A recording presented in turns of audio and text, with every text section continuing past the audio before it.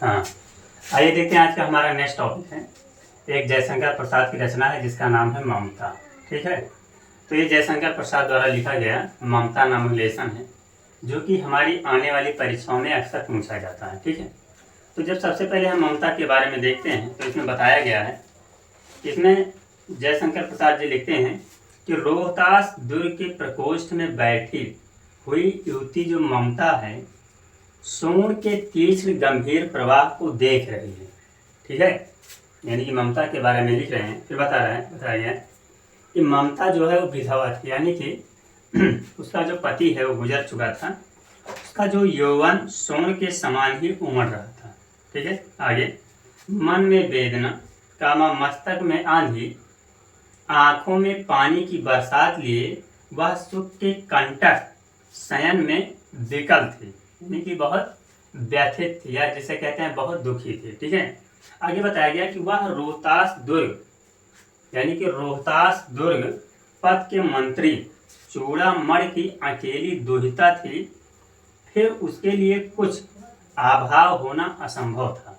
ठीक है, यानी बताया गया कि वो रोहतास दुर्ग के मंत्री की अकेली दुहिता थी, इसलिए उसके लिए कुछ भी अभाव होना या किसी भी चीज की कमी होना एक प्रकार से असंभव था। ठीक है, आगे बताया गया परंतु वो जो है वो विधवा थी, यानी कि विधवा कहने का मतलब हिंदू विधवा, यानी ऐसा माना गया कि जो हिंदू विधवा संसार में सबसे निराश्रित प्राणी में स्वा बताया गया कि हिंदू जो विधवा होती है, हिंदू विधवा, वो संसार में सबसे निराश्रित प्राणी, अर्थात कि उसका आश्रय या उसका सहारा कोई नहीं होता।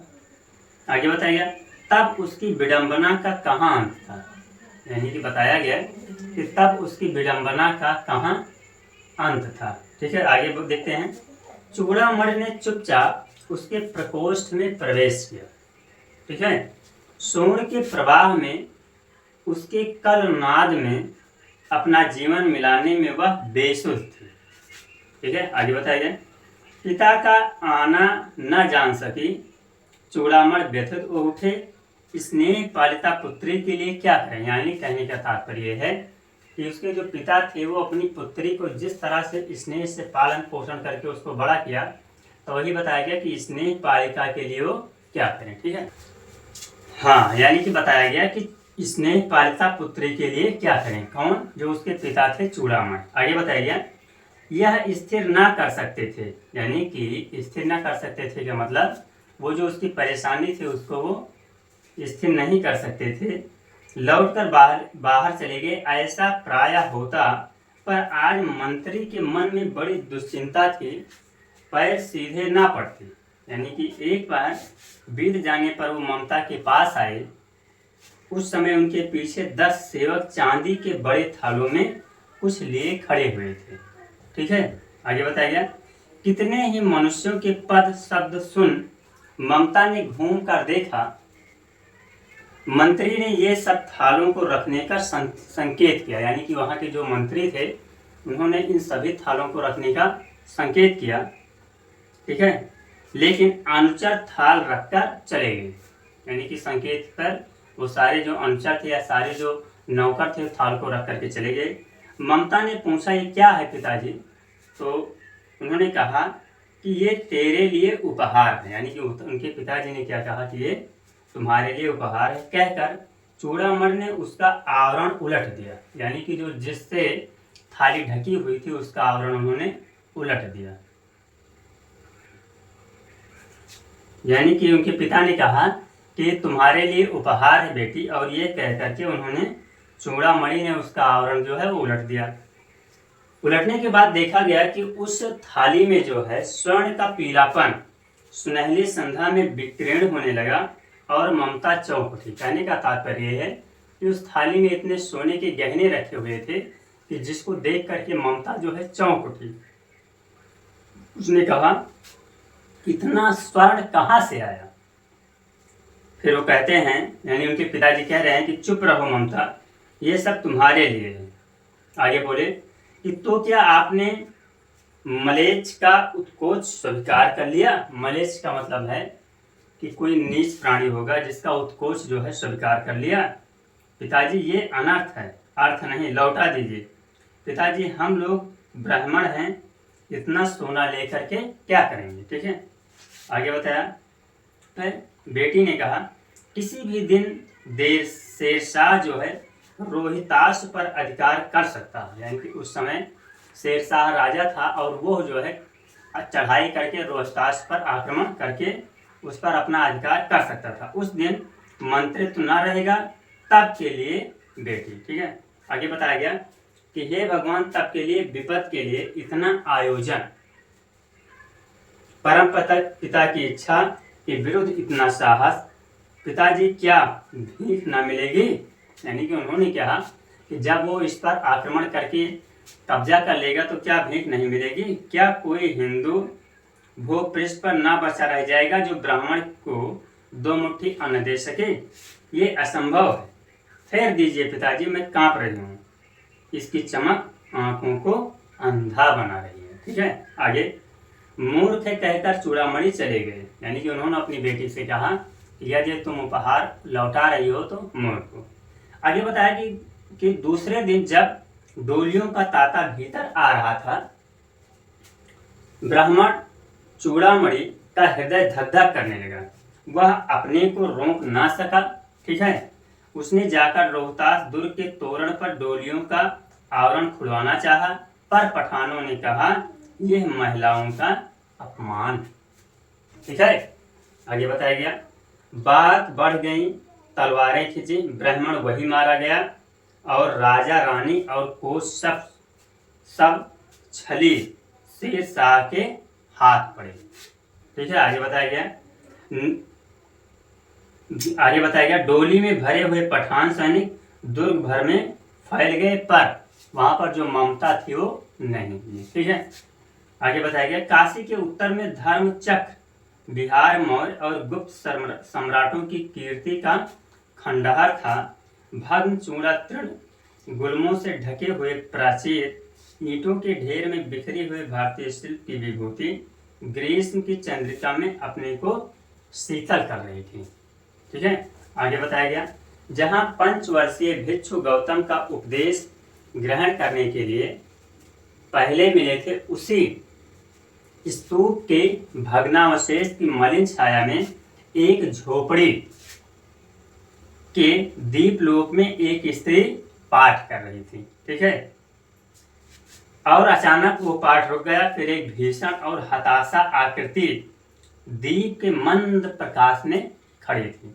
ठीक है, स्त्री उठी, उसने कपाट बंद करना चाहा, परंतु उस व्यक्ति ने कहा माता मुझे आश्रय चाहिए। ठीक है, आगे।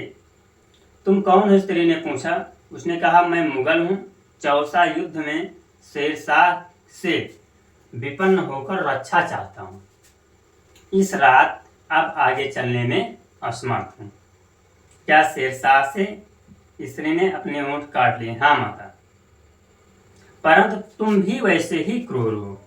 वही भीषण रक्त की प्यास, वही निष्ठुर प्रतिबिंब तुम्हारे मुख पर भी है। सैनिक, मेरी कुटी में स्थान नहीं, जाओ कहीं दूसरा आश्रय खोज लो। गला सूख रहा है, साथी छूट गए, अश्व गिर पड़ा है, इतना थका हुआ हूँ। इतना कहते कहते वह व्यक्ति धम से बैठ गया और उसके सामने ब्रह्मांड घूमने लगा। ठीक है, स्त्री ने सोचा यह विपत्ति कहाँ से आई। उसने जल दिया, मुगल के प्राणों की रक्षा हुई। वो सोचने लगा कि सब विधर्मी दया के पात्र नहीं हुए। ठीक है, आगे बताया मेरे पिता का वध करने वाले आतताई घृणा से उसका मन जो है विरक्त हो चुका था। यानी कि बताया गया कि वो जो स्त्री थी, उस स्त्री के पिता का जो वध हुआ था, उसका वध इन्हीं आतताइयों ने किया था। ठीक है, आगे बताया गया स्वस्थ होकर मुगल ने कहा माता तो फिर मैं चलूं। स्त्री विचार कर रही थी, मैं ब्राह्मणी हूं। ठीक है, मुझे तो अपने धर्म आतिथ्य देव की उपासना का पालन करना चाहिए, परंतु यहाँ नहीं, सब विधर्मी दया के पात्र नहीं होते, परंतु ये तो दया नहीं परंतु कर्तव्य है। ठीक है, आगे बताया गया मुगल अपनी तलवार टेक कर खड़ा हुआ। ममता ने कहा क्या आश्चर्य है कि तुम भी छल करो। ठहरो, छल नहीं, तब नहीं स्त्री जाता हूँ तैमूर का वंशधर स्त्री से छल करेगा, जाता हूँ भाग्य का खेल है। यानी उसने कहा कि ये एक प्रकार से भाग्य का ही खेल है। ठीक है, आगे बताया गया कि ममता ने कहा यहाँ कौन दुर्ग है, यानी कि यहाँ पर कौन सा दुर्ग है, यही झोपड़ी ना चाहे ले ले, मुझे अपना कर्तव्य करना पड़ेगा। वह बाहर चली गई और मुगल से बोली, जाओ तुम भीतर जाओ। थके हुए भयभीत पथिक, तुम चाहे कोई हो, मैं तुम्हें आश्रय देती हूँ। मैं ब्राह्मण कुमारी हूँ, अपना सब धर्म छोड़ दे। मैं भी तो क्यों छोड़ दूँ, यानी कि वो स्त्री कह रही है कि मैं भी अपना धर्म क्यों छोड़ दूँ। मुगल ने चंद्रमा के मंद प्रकाश में महिमामय मुखमंडल देखा, उसके मन में ही नमस्कार किया। ममता पास की टूटी हुई दीवार में चली गई। भीतर थके पथिक ने झोपड़ी में विश्राम किया, यानी कि जब वो लड़की जो है वो बाहर चली गई तो उस पथिक ने वहां पर विश्राम किया। प्रभात में खंडहर की संधि से ममता ने देखा सैकड़ों अश्वरोही उस प्रांत में घूम रहे हैं। वह अपनी मूर्खता पर अपने आप को कोसने लगे। अब उस झोपड़ी से निकल कर उस पथिक ने कहा, मिर्जा मैं यहाँ। शब्द सुनते ही प्रसन्नता की चीत्कार ध्वनि से वो प्रांत गूंज उठा। ममता अधिक भयभीत हुई। पथिक ने कहा कि वो स्त्री कहाँ है, उसे खोज निकालो। ममता छिपने के लिए अधिक सचेष्ट हुई। वह मृग दाव में चली गई। दिन भर उसमें से ना निकली। ठीक है, संध्या में जब उन लोगों के जाने का उपक्रम हुआ तो ममता ने सुना पथिक घोड़े पर सवार होते हुए कह रहे थे, मिर्जा उस स्त्री को मैं कुछ न दे सका, उसका घर बनवा देना, क्योंकि मैंने विपत्ति में यहाँ विश्राम पाया था। यह स्थान भूलना मत। इसके बाद वे चले गए, यानी कि सारे लोग चले गए। चौसा के मुगल पठान युद्ध को बहुत दिन बीत गए। ममता अब 70 वर्ष की वृद्धा हो चुकी थी। वह अपनी झोपड़ी में एक दिन पड़ी थी। शीतकाल का प्रभात था। उसका जीर्ण कंकाल खांसी से गूंज रहा था। ठीक है, ममता की सेवा के लिए गांव की 2-3 स्त्रियां उसे घेर कर बैठी थी, क्योंकि वह आजीवन सबके सुख दुख की सहभागिनी रही। यानी कि जब तक उसका बस चलता था, तब तक जब उसके शरीर में सामर्थ्य था, तब तक वो लोगों की सेवा करती रहती थी। ममता ने जल पीना चाहा। कमाई की स्त्री ने सीपी से जल पिलाया। सहसा एक अश्वरोही उसी झोपड़ी के द्वार पर दिखाई पड़ा। वह अपनी ध्वन में कहने लगा, मिर्जा ने जो चित्र बनाकर दिया है वह तो इसी जगह का होना चाहिए, पर वह बुढ़िया मर गई होगी। अब किससे पूछूं कि एक दिन शहंशाह हुमायूं किस छप्पर के नीचे बैठे थे। ठीक है, आगे बताया गया ये घटना भी तो 47 वर्ष के ऊपर की हो गई। ममता ने अपने विकल कानों से सुना। उनके पास स्त्री से कहा, उसे बुलाओ। अश्वरोही पास आया। ममता ने रुककर कहा, मैं नहीं जानती कि वह शहंशाह या साधारण मुगल था, पर एक दिन इसी झोपड़ी के नीचे वो रहा था। यानी कि जब वो युद्ध से भाग करके आया था तो एक दिन वो इसी झोपड़ी के नीचे रहा था। आगे, मैंने सुना था कि वो मेरा घर बनवाने की आज्ञा दे चुका है। मैं आजीवन अपनी झोपड़ी के खोदे जाने के डर से भयभीत रही। भगवान ने सुन लिया, मैं आज इसे छोड़ जाती हूँ। ठीक है, तुम इसका मकान बनाओ या महल, मैं अपने चिर विश्राम गृह में जाती हूँ। वास्तुरोही आवाज खड़ा था। बुढ़िया के प्राण पंछी अनंत उड़ गई। वहाँ एक अष्टकोण मंदिर बना और उस पर शिलालेख लगाया गया कि 7 देश के नरेश हुमायूं ने एक दिन यहाँ विश्राम किया था।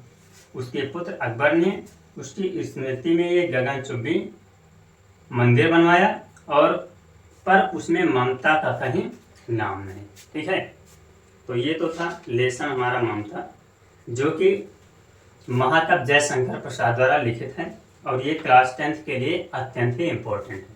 ठीक है, अब इसके बाद